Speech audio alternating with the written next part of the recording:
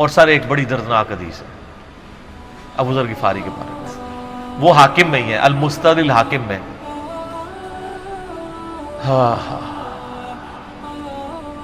غزوہ تبوک آپ کو پتا ہے ایک ایسا غزوہ تھا جس میں جو شرکت نہیں کرے گا وہ منافق ڈکلیئر ہوگا، قرآن میں فتویٰ آ گیا تھا۔ اس سے پہلے کبھی نفیر عام نہیں تھی، یہ پہلا اور آخری موقع تھا، کیونکہ رومن امپائر سے ٹکرانا تھا، سپر پاور تھی دنیا کی، 1.5 لاکھ کی فوج لے کے کیسرے روم بارڈر پہ آ گیا تھا عرب کے۔ تو نبی علیہ السلام نے اناؤنسمنٹ کی کہ بھئی اب سب نے جانا ہے، جو نہیں جائے گا منافق شمار ہوگا، الا یہ کہ کسی کے پاس ریسورسز نہ ہو، یا کوئی مریض ہو، یا کوئی عورت ہو، یا کوئی معذور ہو۔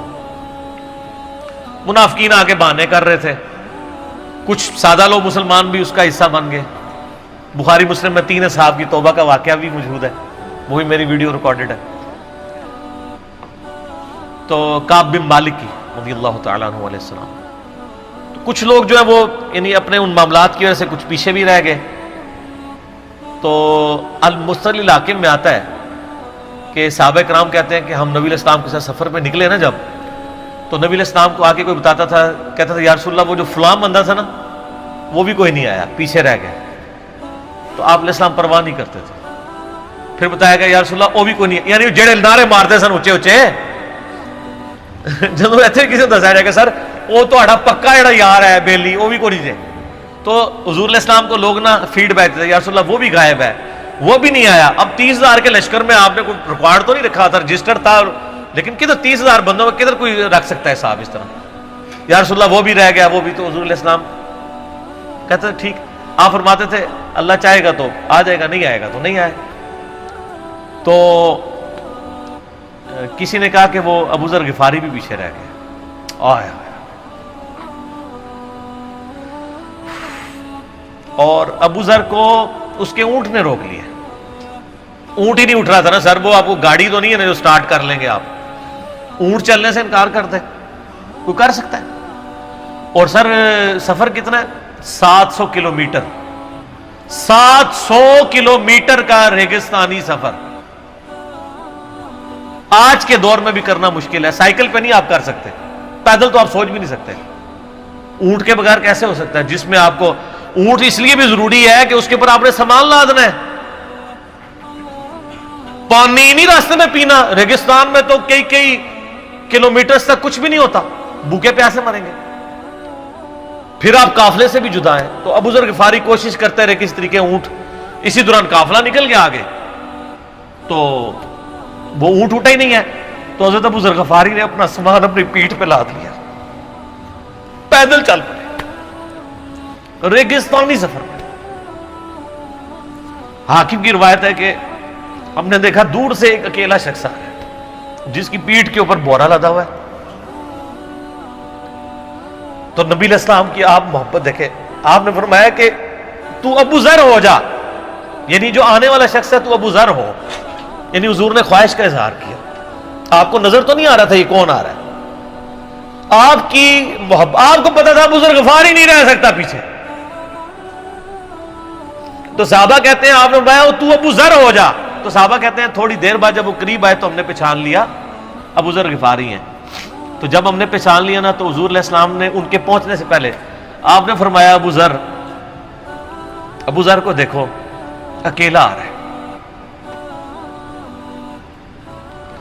اکیلے ہی دنیا سے جائے گا اور قیامت الدن بھی اکیلا اٹھایا جائے گا۔ دنیا سے کیا کہہ رہے گے، صحیح بخاری میں آتا ہے کہ حضرت عثمان غنی رضی اللہ عنہ کے دور میں چکے،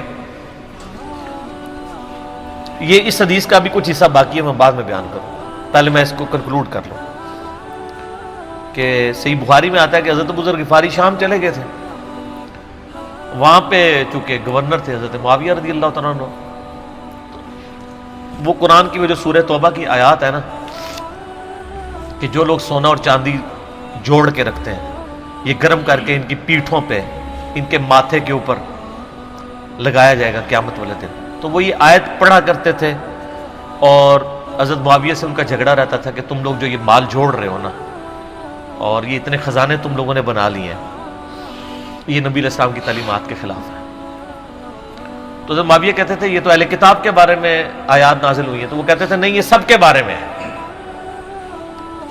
اب شرعی حکم یہ ہے کہ مال آپ جوڑ سکتے ہیں اگر آپ زکوٰۃ دے رہے ہیں، لیکن یہ پسندیدہ نہیں ہے، طریقہ نبوت یہ نہیں ہے۔ نبی علیہ السلام نہیں جوڑ سکتے تھے، پوری زندگی زکوٰۃ دینے کی نوبت نہیں آئی ہے، حالانکہ خمس ملتا تھا، خیرات کرتے تھے۔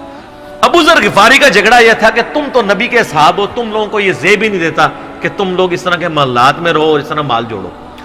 تو اب چونکہ سینئر صحابی تھے، ان کو ہاتھ ڈالنا بھی آسان نہیں تھا، پھر نبی علیہ السلام نے فرمایا ہو کہ اس سے زیادہ سچا انسان ہی کوئی نہیں، تو حضرت معاویہ نے خط لکھا حضرت عثمان کو کہ جی اس بندے سے میری جان چھڑائے نا، اس کو آپ واپس بلائیں۔ تو حضرت معاویہ نے جب خط لکھا تو حضرت عثمان نے ان کو کہا تم مدینہ شریف واپس آ جاؤ۔ مدینہ شریف جب یہ واپس آئے تو صحیح بخاری میں آتا ہے کہ لوگوں کا جھمگٹا لگ گیا بزرگ غفاری کے گرد، لوگوں کو پتا تھا یہ تو بڑا یعنی زہد والا بندہ ہے۔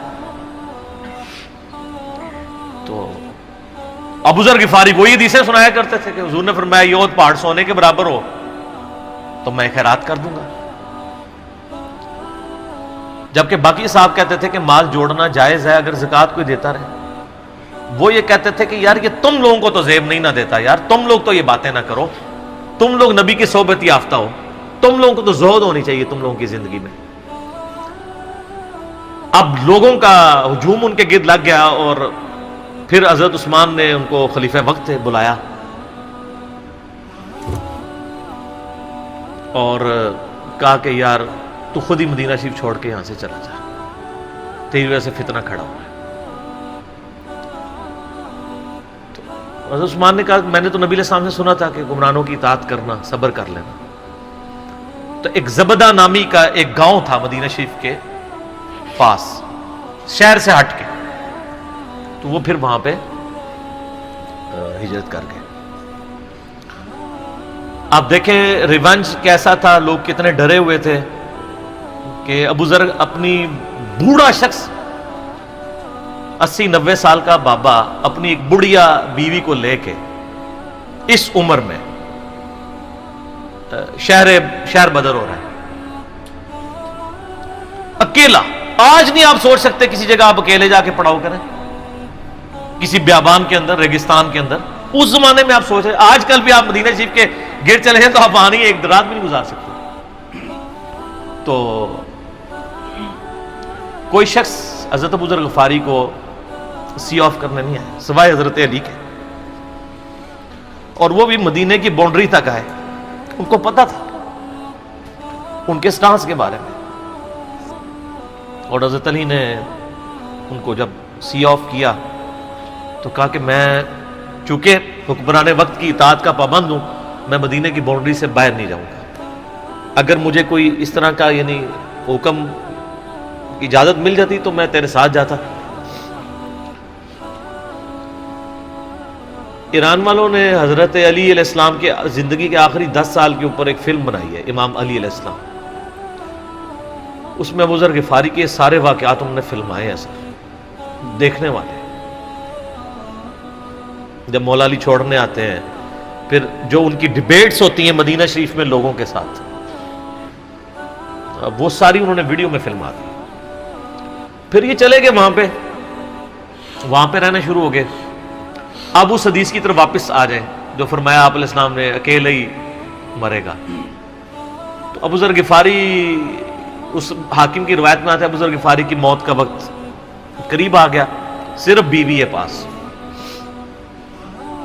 بیوی نے رونا شروع کر دیا کہ حضرت آپ فوت ہو گئے، آپ کو کفن کون دے گا، آپ کو غسل کون دے گا، آپ کو دفنائے گا کون، میں عورت ذات کیا کر سکتی ہوں۔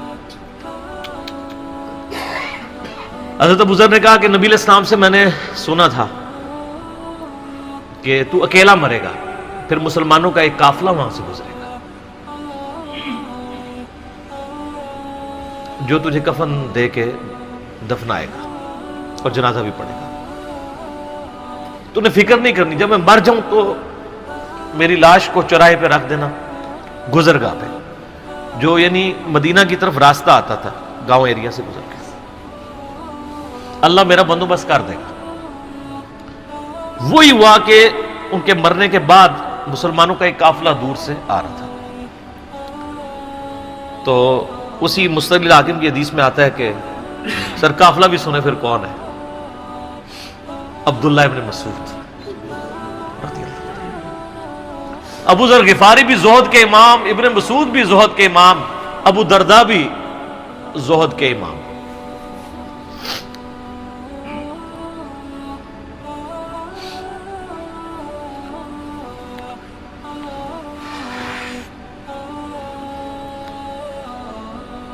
ابن مسعود رضی اللہ تعالیٰ عنہ جب وہاں پہ رکے، ان کو تو نہیں پتا تھا یہ کون ہے.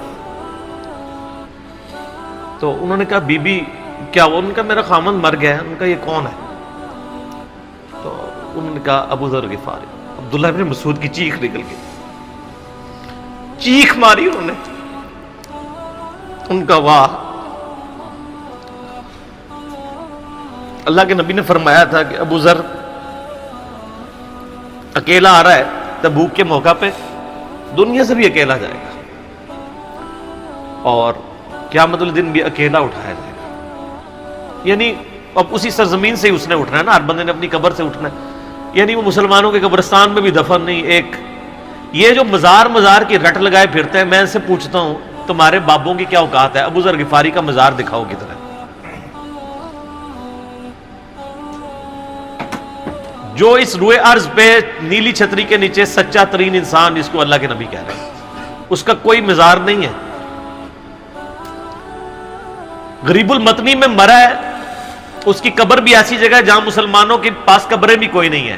ایک ریگستان میں اکیلی قبر ہے، اس قبر کا بھی کسی کو نہیں پتا، اس پہ کوئی مزار بھی نہیں ہے، اور قیامت الدین بھی اکیلا اٹھایا جائے گا. یعنی قیامت تک وہاں پہ کوئی قبرستان بھی نہیں بنے گا. ظاہر نبی علیہ السلام کی یہ بھی خبر ہے. تو کیا وہ ناکام ہو گیا اگر مزارات ہی دلیل ہے کامیابی کی؟ تو عبداللہ ابن مسعود رضی اللہ تعالیٰ نے ان کو غسل دیا، کفن دیا اور دفنا دیا. یہ پوری ڈیٹیلز آپ کو المستدل حاکم میں مل جائیں گی. تو ابو ذر غفاری ان چند شخصیات میں سے ہیں جن میں پوری امت کا اتفاق ہے ان کی نیکوکاری کے اوپر. شیعہ بھی ان کو بہت رسپیکٹ دیتے ہیں، اہل سنت بھی دیتے ہیں، صوفیاء کے ہاں بھی ان کو امام مانا جاتا ہے زہد کی وجہ سے. آپ تصوف کی جتنی کتابیں پڑھیں، چاہے امام غزالی کی ہوں، رسالہ قشیریہ پڑھیں، اور لوگوں کو بھی پڑھنا شروع کریں، تو ابو ذر غفاری آپ کو زہد کے امام کے طور پہ ملیں گے کہ ان کی زندگی میں یعنی یہ زہد تھا کہ انہوں نے کس طرح کی زندگی گزاری ہے. سر لوگ مجمع میں مرتے ہیں، ان کو یاد کوئی نہیں کرتا، اور ابو ذر غفاری کو آج بھی دنیا یاد کر رہی ہے، ہم بھی یاد کر رہے ہیں رضی اللہ تعالیٰ عنہ علیہ السلام. اللہ تعالیٰ قیامت والے دن ہمیں ایسے نیکوکار لوگوں کا ساتھ نصیب فرمائے. آمین ثم آمین.